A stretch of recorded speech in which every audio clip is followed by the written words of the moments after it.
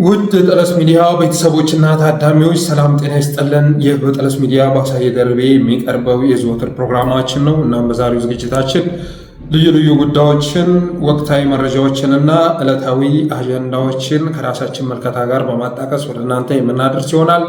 ስለዚህ የጠለስ ሚዲያን ሰብስክራይብ በማድረግ ዝግጅታችንንም ላይክ፣ ሼር እያደረጋችሁ ለሌሎች በማጋራት እስከ ፕሮግራማችን ፍጻሜ ድረስ አብራችሁ ቆዩ ዘንድ በአክብሮት እንጋብዛለን። የጠለስ ሚዲያ ሜምበርና ሰብስክራይበር የሆናችሁ ወገኖችን እያመሰገን ሌሎች ወገኖችም ዝግጅታችንን ማየት ከመጀመራችሁ በፊት ጠለስ ሚዲያን ሰብስክራይብ አድርጉ፣ ዝግጅታችንንም ላይክ ሼር እያደረጋችሁ ለሌሎች አጋሩ በማለት በቀጥታ ወደ ዕለቱ ፕሮግራም እናልፋለን።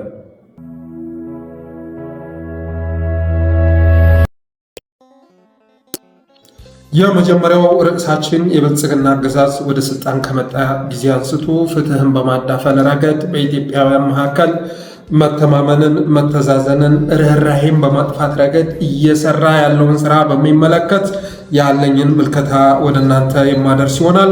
በዚህ 2-3 ቀንም አንድ ክስተት ተከስቷል። ይህም ክስተት በሶሻል ሚዲያ እያነጋገረ ይገኛል። ይህ ጉዳይ የግለሰብ ጉዳይ አይደለም፣ የፍትህ ጉዳይ ነው እና አገዛዙ አንድን ባለቤትህን ገለሃል ተብሎ የተያዘን አርቲስት ለመልቀቅ ሌላውን ሲያማቅቅ እና በጣም ከፍተኛ የሆነ ወንጀል ሲፈጽም አይተናል። እሱን ለምን አደረገው? ከዛስ ጀርባ መጋረድ የተፈለገው ነገር ምንድነው? በሚለው ጉዳይ ላይ ያለኝን ሀሳብ ወደ እናንተ አደርሳለሁ። እንግዲህ እንደምታውቁት ብልጽግና ማለት በኢትዮጵያ መካከል መተዛዘን፣ መተማመን እንዳይኖር እየሰራ ያለ ስርዓት ነው።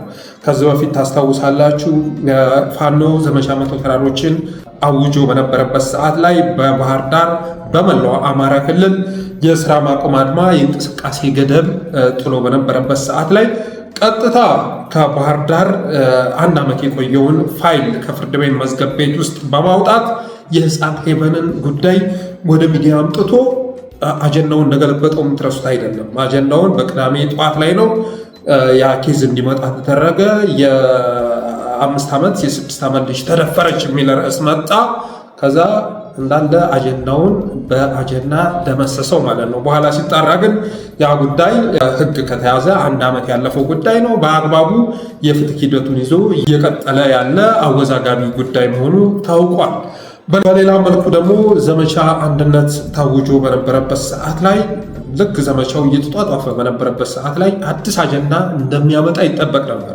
ከዛ ምን አደረገ? በኢቢኤስ ቴሌቪዥን በኩል የብርቱካን ጉዳይ እንዲወጣ አደረገ። በኢትዮጵያ ውስጥ ሴቶችን መድፈር፣ ሴቶችን ማገት፣ ማሰቃየት፣ መግደል አዲስ ነገር የሆነ ይመስል ወይም ደግሞ እስከዛሬ የተፈጸሙ በደሎችን፣ ግፎችን በሚያጣፋ መልኩ አንድ ድራማ እንዲተላለፍ አደረገ።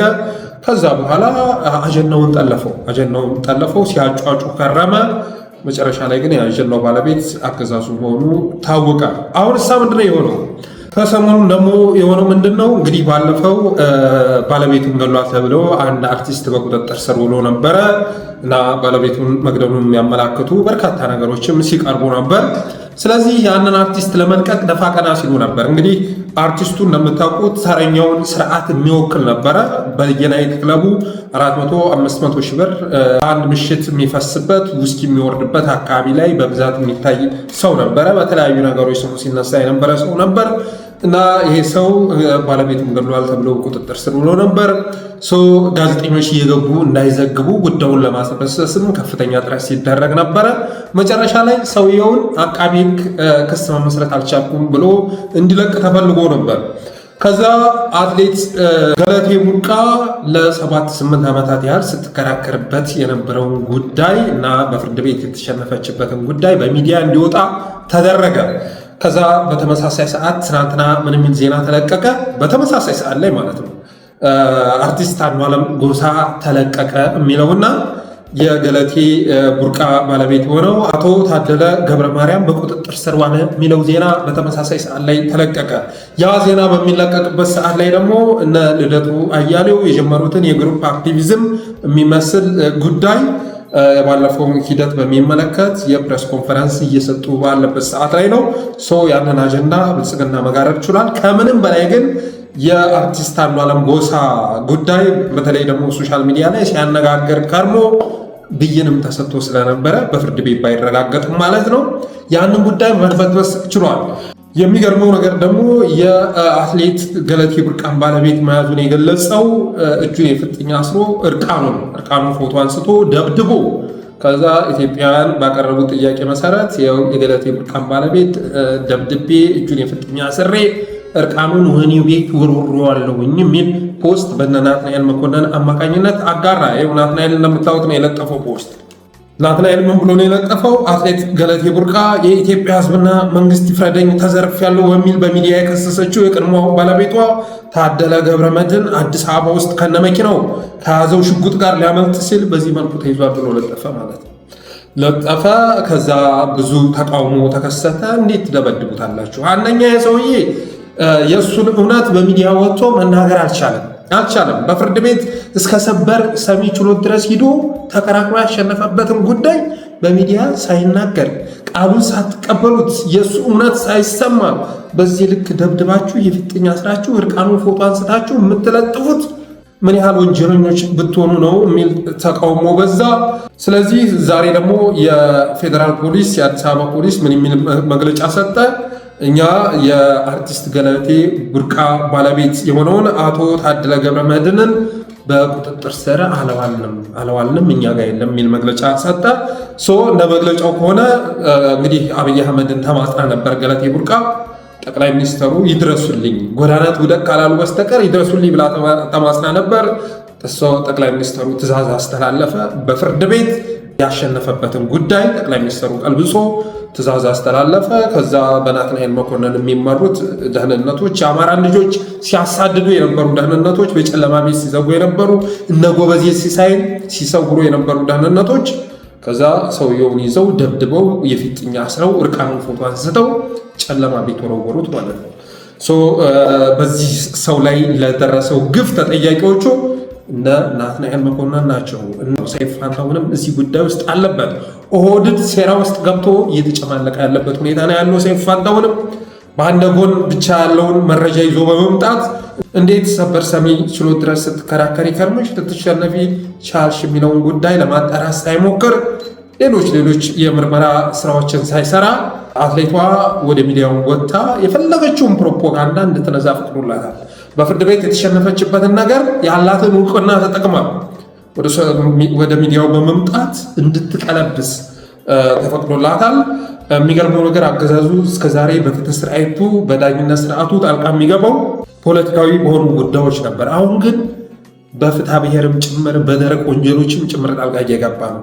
እንደምታዩት እንደሰማችሁት እንግዲህ ሚስትህን ገለሃል፣ ባለቤትህን ገለሃል ተብሎ የታሰረ አርቲስት ቢቢሲ ያወጣውን ዘገባ ተመልክቶ አቃቢ ሕግ ክስ መመስረት ባለመቻሉ የተነሳ በ50 ሺህ ብር ማስመለቀቁን ትሰማላችሁ። ይሄ የሆነበት ምክንያት አገዛዙ ጣልቃ እየገባ ዳኞችን እየጠመዘዘ ይፈታ የሚለውን ግለሰብ ደረቅ ወንጀል የሚፈጽም በዚህ መልኩ እንዲለቀቅ ያደርጋል። በሌላ መልኩ ደግሞ እስከ ሰበር ሰሚ ችሎት ድረስ ሄዶ ውሳኔን ያገኘ ጉዳይ በሚዲያ ፕሮፓጋንዳ ቀልብሶ እንደገና ደግሞ ግለሰቡ ተደብድቦ መከራውን በልቶ ጨለማ ቤት እንዲወድቅ ያደርጋል። እና እንደዚህ አይነት የደቦ ፍርድን መላ ኢትዮጵያ ልንቃወሙ ይገባል። እንደዚህ አይነት ጉዳዮች ሲመጡ በነገራችን ላይ ዓላማ አላቸው። ዓላማው ምንድነው? በኢትዮጵያ መካከል መተማመን እንዳይኖር፣ የፈለገ አሳዛኝ ክስተት ወደ ሚዲያ ቢመጣ፣ የፈለገ ታሪክ ቢመጣ እንዳናምን እንድንጠራጠር የሚያደርግ ነው። እና ከዚህ ጋር በተያያዘ ዶክተር አረጋ ባተ የሚከተለውን ፖስት አጋርቷል እና ስለተስማማኝ ላነብላችሁ ወደድኩ። የኢትዮጵያ ሕዝብ ያሳዝናል። አሁንማ የሆነ የሚያሳዝንም ታሪክ ሰምቶ ለማዘን የሚችል አልሆነለትም። ሐዘኑንም አመሰቃቀሉበት። ደስታውን ከቀሙት ስለቆዩ ደስታ ርቋልና አይታሰብም። ባለፈው ብርቱካን የምትባል ልጅ አምጥተው በሀገሪቱ ደፈራ እና ግድያ ፈጽሞ ይልልና የፖለቲከኞች ጨዋታ ለማስመሰል ድራማ በድራማ ላይ ደረቱ። ተቃዋሚው መንግስትም የሚቃወሙበት ያገጠጠ እውነት እያለላቸው የህዝብን መከራም ጭምር እንዳይታዘንለት የሚያደርግ ጥርጣሬ ውስጥ የሚከት ነገር ውስጥ ይገባሉ። ሰሞኑን ደግሞ አትሌት ስታለቅስ ተሰማች። አንድ አትሌት ስታለቅስ ተሰማች። ማን እንዳመጣትም አሁን ላይ እርግጠኛ መሆን አልተቻለም። አጀንዳውን ከዚያ ወደዚህ እያላተሙት ነው። ዋሽታለች፣ ሌላ ገዳይ አርቲስት ለማስፈታት ነው ወዘተ የሚሉ መረጃዎች እየሰማን ነው። ደግሞ ጉዳዩን በቅርበት የሚያውቁ ሰዎች ሁሉ ገብተውበታል ይባላል። ሰውየውን በመንጋ ፍርድ ነው የታሰረ ተባለ። ዘመዱ መጣና የተባለው ነገር ሐሰት ነው፣ የገንዘብ ጠብ የላቸውም አለ። አሁን ደግሞ ፖሊስ የተባለው ሰው ከኔ ጋር የለም እያለ ነው። በዚህ ጉዳይ ሰይፉ ፋንታሁን መውቀስ ትክክል አይመስለኝም ይላል። የራሱ ምልከታ ነው። ታዋቂ አርቲስት መታ በዚያ መልክ ስታለቅስበት ፍርድ ቤት ይመስል ግራና ቀኝ ሰነድ አቅርቦ ብሎ ሊያጣራ አይችልም ይላል። ዋናው ተጠያቂና መሰል ቀደዳዎችን ያለማመደው ብልጽግና የሚባል የወሮበላ ስብስብ ነው። ይሄ የበከተ ስብስብ ባለበት ሀገር የሚታመን ሚዲያ፣ የሚታመን ተቋም፣ የሚታመን ግለሰብ፣ የሚታመን መረጃም ጭምር ጨርሶ መጥፋቱ የሚጠበቅ ነው። የኢትዮጵያን ሕዝብም ሊያሳስበው የሚገባ ይሄ ነው። ጥሩ የሚባሉት ማህበራዊ ገመዶች ሁሉ ተበጣጥሰው ማለቃቸው ሊያሳዝነው ሊያሳስበው ይገባል። ይሄ የተረገመ ስርዓት የወለደው ዝብርቅርቅ ነው ይላል። በዚህ ሀሳብ ሙሉ በሙሉ ባይሆንም ሰይፉን ነፃ ማውጣቱን ባልስማማም በአብዛኛው ሀሳብ እስማማለሁ። ሰይፉ ፋንታሁን ግን አውቆም ይሁን ሳያውቅ እዚህ ኮንስፓይረሲ ውስጥ ገብቷል። እዛ ውጭ ግን በዋናነት የኔ ዓላማ ለዚህ ሰውዬ መከራከር አይደለም። ለፍትህ ነው እየተከራከርኩ ያለሁት። ደቦ ፍርድ መቆም አለበት ነው እያልኩ ያለሁት። ሰውየው እውነቱን ሳይናገር ሚዲያ ላይ ወጥቶ እንዴት እስከ ሰበር ሰሚ ችሎት ድረስ ተከራክረ ማሸነፍ ቻልክ ተብሎ ሳይጠየቅ የእሱን እውነት ሳይናገር በአንድ ወገን ብቻ የሆነ ሴት በሚያሳዝን አንደበት መታ እንባዋን እያፈሰሰች ስለተናገረች ብቻ በዛ ደረጃ ተዋርዶ ተደብድቦ እጁ የፍጥ ታስሮ እርቃኑን በናትናኤል መኮንን ትእዛዝ ወህኒ ቤት መጣሉ ልክ አይደለም። ዞሮ ለዚህ ጉዳይ ተጠያቂው አገዛዙ ነው። እያመላከተ ያለው ነገር ምንድነው? እስካሁን ድረስ ከፖለቲካዊ ጉዳዮች ባለፈ ጣልቃ ሲገባበት ከነበረው ፖለቲካዊ ጉዳይ ባለፈ በፍትሐ ብሔርም በደረቅ ወንጀሎችም ኦህዴድ ጣልቃ እየገባ ወንጀል ቢሰራም የሆነ ሰው ይፈታ ካለ ይፈታል። ወንጀል ባይሰራም ደግሞ ሌላ ሰው ሰለባ ተደርጎ ወህኒ ቤት ሊጣል ይችላል። እየሆነ ያለው ነገር ይሄ ነው። በተረፈ ይሄ ጉዳይ የተከሰተው የሆነን ክስተት ለመጋረድ ታስቦ መሆኑን ለማረጋገጥ ከፈለጋችሁ በግፍ የተገደለችው የቀነኒ አባት የተናገረውን መስማት በቂ ነው። ምን ብሎ ተናገረ? የድምፃዊ አንዱዓለም ጎሳን በዋስ መፈታትና ውሳኔ በተመለከተ የሟች ቀነኒ አባት አቶ አዱኛ ዋቆ ምናሉ በሚል ርዕስ የወጣው የቀነኒ አባት አቶ አዱኛ ዋቆ እስከዚህ ሰዓት ድረስ ፖሊስም ሆነ አቃቢ እዚህ ላይ ደርሰናል ብለው በግልጽ የነገሩን ነገር አልነበረም። እንዲሁ በብላሽ 3 ወራት ነግዷል። የልጃችንም ደምም እውነታም አላገኘም። ልጄን ለሁለተኛ ጊዜ ነው የገደሏት ብለዋል። ከዚህ በኋላ ምን እንደሚያደርጉ ለቀረበላቸው ጥያቄ ሕግ ስብስብ ነው። አቃቢ ሕግ የሚለውን አይተን ለአምላክ እንሰጣለን። እንደ ሰው የምንለው ነገር የለም። ቀነኒ ፍትህ እየተነፈገች ነው። ከጅምሩ አንስቶ የነበረ ነው። እኛን ለማድከም እስካሁን አቆዩን እንጂ ሊለቁ ከፈለጉ ቆይቷል ሲሉ ተናግረዋል። አክለውም በዚህ አካሄድ እንሞክር ብለን እንጂ ፍትህ እናገኛለን ብለን አናስብም። ከእሷ ደም የልጁ ታዋቂነት ይበልጣል ሲሉ ገልጸዋል። የመረጃ ባለቤትነቱ የቢቢሲ አማርኛ አገልግሎት ነው ይላል የወጣው መረጃ። ስለዚህ ይህኛው ጉዳይ የመጣው በተመሳሳይ ሰዓት እንዲለቀቅ የተደረገው የአርቲስቱ መፈታት ርዕስ እንዳይሆን ለማድረግ ነው። ያም ተሳክቶላቸዋል። አሁን አብዛኛው በዛኛው ርዕስ እንጂ ይህኛውን ርዕስ የሚያስታውስ የለም። በተረፈ ግን ኢትዮጵያውያን ሆይ የደቦ ፍርድ ተጋላጭ አትሁኑ። አንድ ነገር ላይ ፍርድ ከማስተላለፋችሁ በፊት ከሁለቱም በኩል ያለውን ሀሳብ ለመስማት ሞክሩ ማለት እወዳለሁ።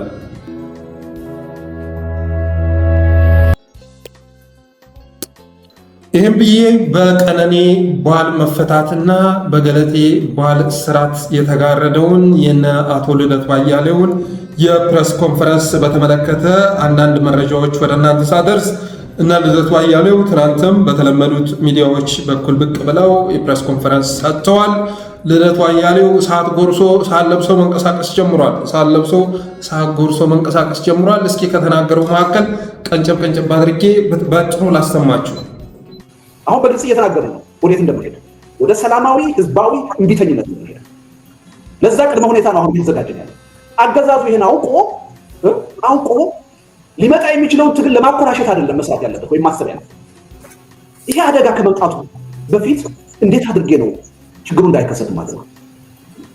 አያዋጣኝም፣ በኃይል ሞከርኩት፣ አየሁት፣ የትም ልደርስ አልችልም፣ ሄጄ ራሴን አገሪቱንም ከማጥፋት ውጭ የትም ልደርስ አልችልም ብሎ ቆም ብሎ አስቦ ኢቭን የትግል እንቅስቃሴያችን ወደዛ ሁኔታ ከመድረሱ በፊት ለእውነተኛ ለልባዊ ውይይት ድርድር መዘጋጀት።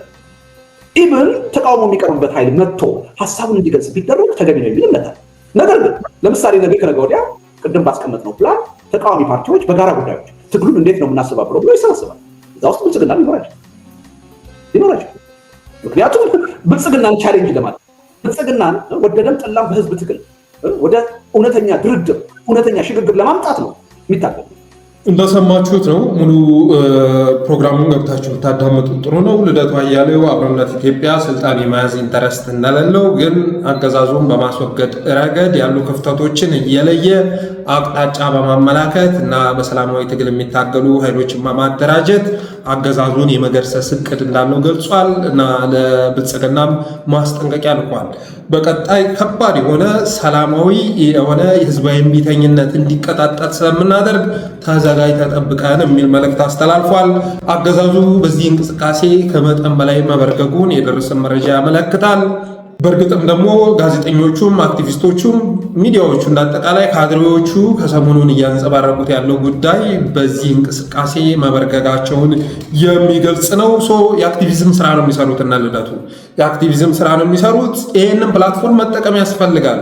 በአንድ ጊዜ እስከ ግማሽ ሚሊዮን ድረስ ኢትዮጵያውያን የሚከታተሉት እና በተለያየ ፕላትፎርም የሚሰራጭን እና አገዛዙን ለማስወገድ ያቀደ እንቅስቃሴ ውስጥ ፋኖ የሚያደርገውን ተሳትፎ አጠናክሮ መቀጠል ያለበት ይመስለኛል። በግልጽ ተናግረዋል ልደቱ። ዋናው ዓላማቸው አገዛዙን ማስወገድ ነው። በትጥቅ ትግል እየተንቀሳቀሱ ያሉ ወገኖችን እንደማይቃወሙ እና ለትግል የሚያበቃ ምክንያት አላቸው ብለው እንደሚያስቡ የትጥቅ ትግል የተጀመረበት ምክንያት የሰላማዊ የትግል ሜዳ የትግል ፖለቲካ በሮች በመዘጋጋታቸው የተነሳ መሆኑን ገልጿል። ስለዚህ በቀጣይም በዘመነ ብቻ ሳይሆን ሌሎች የፋኖ አመራሮችም በዚህ ጉዳይ ላይ ኢንቮልቭ ማድረግ የሚገባቸው ይመስለኛል። እኔ እነ ልደቱ አያሌው የጀመሩት እንቅስቃሴ ከገፉበት ይህ አክቲቪዝም ስራ ለውጥ ሊያመጣ ይችላል ብዬ አምናለሁኝ። ምክንያቱም የትጥቅ ትግሉ በህዝባዊ እምቢተኝነት ከተደገፈ ብልጽግና በስልጣን አንድ ሳምንትም ይቆያል ተብሎ አይታሰብም። ይሄ ለፋኖ ትግል ምቹ ሁኔታ የሚፈጥር ነው። እነሱ ስልጣን የመያዝ ኢንተረስት ከሌላቸው የአክቲቪዝም ስራ ከሆነ የሚሰሩት እና ህዝባዊ እምቢተኝነት በኢትዮጵያ ምድር ላይ እንዲለኮስ ጥረት የሚያደርጉ ከሆነ ይሄ ለፋኖ ትልቅ ጸጋ ነው ብዬ አስባለሁ። በተረፈው ኦኤልኤፍም ትናንት አንድ መግለጫ አውጥቷል። በዛ መግለጫም ላይ በአንዳንድ ጉዳዮች ላይ በሚያስማሙ ጉዳዮች ላይ ኢትዮጵያ ውስጥ ካሉ ታጣቂዎች ጋር አብሮ መስራት እንደሚፈልግ ገልጿል። ኦላ የሚባለው በጃልመሮ የሚመራው ኦነግ ማለት ነው። ያው እንደምታዩት መግለጫውን ያው በትርጉም ደርሶ ነው፣ በእንግሊዝኛ አልፖሰቱትም። ይሁንና ግን በግርድፉ በደረሰን ትርጉም መሰረት ኦኤልኤ አገር ውስጥ ካሉ ታጣቂዎች ጋር አብሮ የመስራት ኢንተረስት እንዳለው ገልጿል። ከሰሞኑን ወደ ኬንያ ብቅ ብለው የነበሩት አቶ ሙስጠፌ መሐመድ የሶማሌው ፕሬዝዳንት ማለት ነው ኦብነግ እያደረገ ስላለው እንቅስቃሴ መናገሩን የሚዘነጋ አይደለም። ኦብነግ በአሁኑ ሰዓት ወደ ትጥቅ ትግል እየገባው ሰሜን አካባቢ ያሉ ኃይሎች አይዞህ ስላሉት ይመስለኛል በማለት ተናግሯል። ይሄ ማለት እንግዲህ በሌላ ቋንቋ ሲተረጎም ኦብነግ ወደ ትጥቅ ትግል የገባው የሰሜን ኃይሎችን አጀንዳ ይዞ እንጂ የሶማሌ ሕዝብ ወደ ትጥቅ ትግል የሚገባበት ምክንያት የለም ነው እያለ ያለው ሙስጠፌ አሁን የአብይ አህመድ ቀኝ እጁ ነው እያገለገለ ይገኛል። እውነት ለመናገር የሶማሌ ትጥቅ ድርጅት የነበረው ኦብነግ ይቅርና የሶማሌ ሕዝብም ወደ ህዝባዊ እምቢተኝነት ለመግባት የሚያስችሉ በርካታ ክስተቶች ተከስተዋል። በሞያሌ በድሬዳዋና በሌሎችም ለኦሮሚያና ሶማሌን በሚያጎራብቱ አካባቢዎች ላይ እየተፈጸመ ያለው ግፍ ሶማሌዎችን ከኢኮኖሚው ከፖለቲካው መንቅሮ ለማባረር እየተደረገ ያለው ጥረት ሶማሌዎች ወደ ህዝባዊ እምቢተኝነት እንዲገቡ የሚያደርግ ነው። የሆነ ሆኖ እንግዲህ በኢትዮጵያ ውስጥ ያሉ የትጥቅ ድርጅቶችም አብረው ለመስራት የሚያስችላቸውን እንቅስቃሴ የጀመሩ ይመስላል። እየወጡ ያሉ መግለጫዎችም ያንን የሚያመለክቱ ናቸው። ከዚህ በተጨማሪ ደግሞ ከእነሱ እንቅስቃሴ ባለፈ ህዝባዊ እምቢተኝነት በአብሮነት ኢትዮጵያ የሚለኮስ ከሆነ በእርግጠኝነት የአገዛዙ ዕድሜ ወደ ቀጣይ ዓመትም ላይዛወር ይችላል የሚል አስተሳሰብ አለኝ።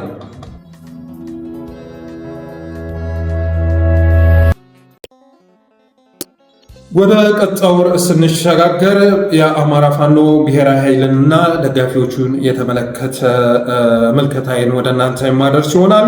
እንግዲህ የአማራ ፋኖ ብሔራዊ ኃይል አመራሮች በቋራ ተሰብስበው የቋራ ቃል ኪዳንን አስረው ከተመለሱ በኋላ አንዳንድ የመፍረስ ዝንባሌዎች እየታዩ ነው፣ በስፋት እየታዩ ነው። ሶሻል ሚዲያ የምትከታተሉ ከሆነ ፌስቡክም ላይ ቲዊተርም ላይ ቲክቶክም ላይ የምትከታተሉ ከሆነ በአንድ ወቅት እንግዲህ በተመሳሳይ መልኩ በተመሳሳይ ፔጅ ላይ የነበሩ የአፋብኃ ደጋፊዎች አሁን ላይ ተከፋፍለው እየተጠዛጠዙ ያለበት ሁኔታ ነው ያለው።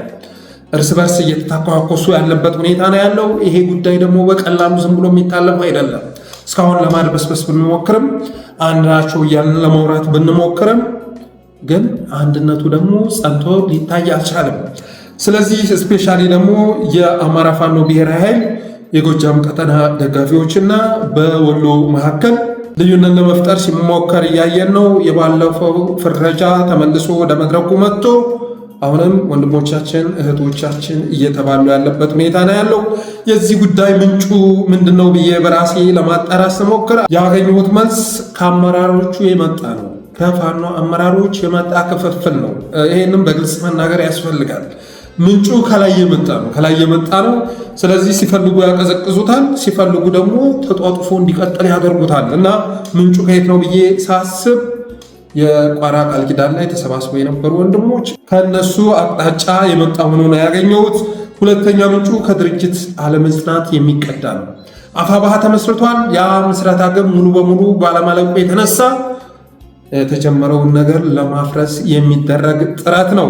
ጉዳቱስ ምንድን ነው? ጉዳቱ አሁን በሶሻል ሚዲያ ላይ እየታየ ያለው ክፍፍል ጉዳቱ ምንድን ነው በሚለው ጉዳይ ላይ አጭር ምልከታ ወደ እናንተ ሳደርስ፣ አንደኛ አፋብኃን እንደ አብን ሊያደርገው ይችላል። የአማራ ፋኖ ብሔራዊ ኃይልን ቀስ በቀስ እንደ አብን ቅቡልነት የሌለው ድርጅት ሊያደርገው ይችላል። እንግዲህ ታስታውሳላችሁ፣ አማራ ባለፉት አጭር ጊዜያት አንደኛ አብን የሚባል ድርጅት መጣ። በህዝብ ችግር በደጋፊ ችግር ሳይሆን እዛ ውስጥ በተሰገሰጉ ጥቅመኛና ተላላኪ አመራሮች ችግር አብን የሚባለው ድርጅት እያየነው ሟሟ። በሁለተኝነት አፋሕድ የሚባል ድርጅት መጣ። ከአመሰራረቱ ጀምሮ ችግር የነበረበት በውስጡ የያዘው የአማራ ፋኖ ሆኖ ሳለ ግን በውጫዊ ኃይሎች ደጋፊነት የተቋቋመ ጸረ አማራ እንቅስቃሴ የያዘ አፋሕድ የሚባል ድርጅት መጣ። ያም ቅቡልነት የለውም ብለን ሶስተኛ አማራን የሚወክል ድርጅት ይመሰረታል እያልን ዓመት ሙሉ ስንጎተጉት ነበረ። ከዓመት በኋላም ወንድሞቻችን ጭቅጭቁን ንትርኩን ሰምተው ህዝብንም ፍላጎት ተረድተው ወደ ቋራ በስንት መከራ ቋራ ድረስ ተጉዘው ለመመለስም ለመሄድም ብዙ ዋጋ ከፍለው ቋራ ከሄዱ በኋላ አፋብኃ የሚባል ድርጅት መሰረትን አሉ። ግን ጅምር መሆኑን እናቅ ነበር፣ ያላለቀ ጉዳይ መኖሩን እናቅ ነበረ እና በቀጣይ ያን የተጀመረውን ነገር ያጠናቅቃሉ ብለን ስናስብ እንደገና የእሱን የማፍረስ እንቅስቃሴ ውስጥ መግባታቸውን ነው በበኩሌ የተረዳሁት። ስለዚህ እንደዚህ አይነት ልምምድ ድርጅት ይመጣል፣ ወደአሁኑ ደግሞ እጃችን ላይ እንዲሟማ የሚያደርግ ልምምድ በቀጣይም አማራ ነፃ የሚያወጣኝ ድርጅት ይኖራል ብሎ እንዳያስብ የሚያደርግ ነው። አፋብኃ እንዳምን ሊያደርግ የሚችል ነው። ሌላ የብአዴንን፣ የፋፍዴንን፣ የአፋሕድን ተስፋ የሚያለመልም ነው። እንግዲህ አብዛኛው አማራ ታስታውሳላችሁ፣ አፋብኃ መመስረቱ የተነገረበት ዕለት እንዴት ደስታውን ሲገልጽ እንደነበረ የምትረሱት አይደለም። አብዛኛው አማራ መጨረሻ ነው ደስተኛ የሆነው።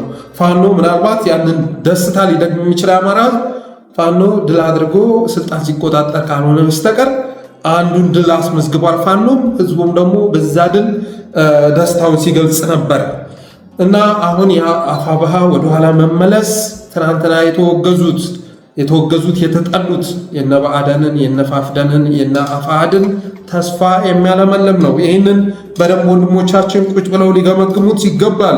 በሶስተኝነት ክልሉን የሚበታትን ክስተት እየተከሰተ ነው ጋይስ። ክልሉን የሚበታትን ክስተት እየተከሰተ ነው። ለምሳሌ እኔ እስካሁን ድረስ የአማራ ብሔርተኝነት በስፋት ተስፋፍቶባቸዋል ብዬ የማስባቸው አካባቢዎች መካከል ግጭት ለመቀስቀስ ጥረት እየተደረገ ነው። እንዴ እነ ምሬ ወዳጆና ዘመነ ካሴን ለማቃቃር የሚደረገው ጥረት ተሳካ ማለት አማራ ክልል ተበታተነ ማለት ነው። የብልጽግና ተስፋ ለመለመ ማለት ነው። የብአዴን ተስፋ ለመለመ ማለት ነው። ከዛ ውጭ ደግሞ አንዳንድ መሪ የለሽ ግንኙነቶችም እንዲፈጠሩ ቀዳዳ እየፈጠረ ነው። ለምሳሌ ያህል ግማሹ አፋብኃ መቀጠል አለበት ብሎ ሲሰባሰብ የሆነ ኃይል ደግሞ ግማሹ የሚወጣ ከሆነ የወጣው ኃይል ከሌሎች ጋር ግንኙነት መመስረት ይጀምራል። ያኛውም ግንኙነት ያኛውም አፋብኃ መቀጠል አለበት የሚለውም ኃይል ሙሉ ሊሆን ስለማይችል አማራ ክልልን የሚበታትን ነው። ስለዚህ የፋኖ መሪዎች አርበኞቻችን ይህን ጉዳይ በጥልቀት ሊገመግሙ ይገባል። ሶሻል ሚዲያ ላይ የሚከሰት ፍርሰት ነገ ወደ መሬት መዛመቱ አይቀርም፣ ወደ ህዝብ መዛመቱ አይቀርም። ስለዚህ ይህ ጉዳይ ገፍቶ ሳይሄድ መፍትሄ ማስቀመጥ ይገባል። አፋብኃን ማጽናትና አመራር ማደራጀት ያስፈልጋል። በቃ ያላችሁን ፍላጎት እንደምንም ከርከም አድርጋችሁ ከኮንስፓይሬሲ ጸርታችሁ በቃ አንዳችሁ ተሸነፉና ድርጅት አዋቅሩ። ካልሆነ ግን አይናችሁ እያየ ትሟሟላችሁ። እናንተም ዋጋ ትከፍላላችሁ፣ ህዝባችሁንም ዋጋ ታስከፍላላችሁ። ይህም በግልጽ መናገር የሚያስፈልግበት ጊዜ ስለመጣ ነው። አንዳንዱን ነገር በውስጥ ብታወሩት ትርጉም የለውም። ስለዚህ ጫና ማድረግ ያስፈልጋል። በግልጽ እየታየ ያለ ጉዳይ ስለሆነ በፌስቡክ ፖስት በተለያየ በቲክቶክ አሁን እኮ ብልጽግና ፋይት ማድረግ ቀርቷል ጋይስ። እርስ በርሱ ሆኗል። አማራ ተቧርኖ እየታኮሰ ያለው እርስ በርሱ ሆኗል። የአማራ ብሔርተኝነት ቲክቶክ ላይ ተዘምቶበታል። አማራዎች ራሳቸው ማንነት ላይ ዘምተዋል፣ ተቧርነው ማለት ነው። ስለዚህ አፋብኃን ማጽናትና አመራር ማደራጀት ያስፈልጋል። አቅጣጫ መስጠት ያስፈልጋል። ይህ ጉዳይ መቆየት ስለሌለበት በአስቸኳይ አርበኞቻችን ተሰባስበው ቢፈልጉ በዙም ቢፈልጉ በኤኒሚንስ ተሰባስበው አፋብኃን የማጽናትና አመራር የማደራጀት ከዛ ደግሞ ለሶሻል ሚዲያው ለህዝባቸው አቅጣጫ የመስጠት ስራ መስራት አለባቸው። በስንት ጥረት፣ በስንት ልፋት፣ በስንት መስዋዕትነት ወንድሞቻችን ዋጋ ከፍለው ብዙ አማራዎች ተጨፍጭፈው የምንኮራባቸው ጀግኖች፣ ምሁራኖች፣ ፖለቲከኞች እስር ቤት ውስጥ ወድቀው በስንት ልፋት መስዋዕትነት የተመሰረተውን ድርጅት በዚህ ደረጃ ሊቀለድበት አይገባም።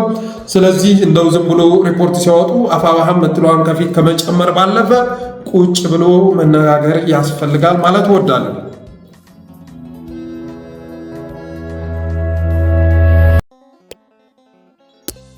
ወደ ቀጣዩ ርዕስ ስንሸጋገር ጠቅላይ ሚኒስትሩ ትናንት የንግዱን ማህበረሰብ ሰብስቦ እጅግ አስቂኝ የሆኑ ንግግሮችን አድርጓል። ፐርሰንት መቼም እንደ ጉድ ሲቀለድበት ነበር። በቃ ምንም ሳያስብ አይምሮውን ሌላ ቦታ ቁጭ አድርጎ 60%፣ 70%፣ 80%፣ 20% እያለ ሲናገር ጉድ ትላላችሁ። እስቲ ቀንጨብ አድርገን ሰምተነው እንመለስ። ሌብነት በኦዲት የተነሳውን በደንብ እንፈትሻለን። በሁሉም ሰፈር በቃ መስረቅ፣ ማጭበርበር፣ መቅጠፍ ልማድ ነውና እኛም ጋር ኦዲተሮች፣ አንዳንድ ኃላፊዎች እንደዛ የሚያደርጉ ይኖራሉ። በቅርቡ በሚዲያ እንደተናገርኩት አሁን እርግጠኛ ሆኜ የምነግራችሁ መንግስታዊ ሌብነት ግን የለም። 100% እርግጠኛ ነኝ። እኛ የምንለምናትን የምናገኛትን 100% የምናውለው ኢትዮጵያ ላይ ነው። 100%። ለምሳሌ ሌብነቱ ግን 50% ያለው እናንተ ጋር ነው። እርግጠኝነት ግን የኢትዮጵያን ሰላም የሚያናጋው 60% የኢትዮጵያ ሀብታም ነው። 60%። ባንኮች ግን በሚመለከት እዚህ ያለ ሰው ቢያንስ 50% ቢያንስ 50% የባንክ ባለቤት ናቸው።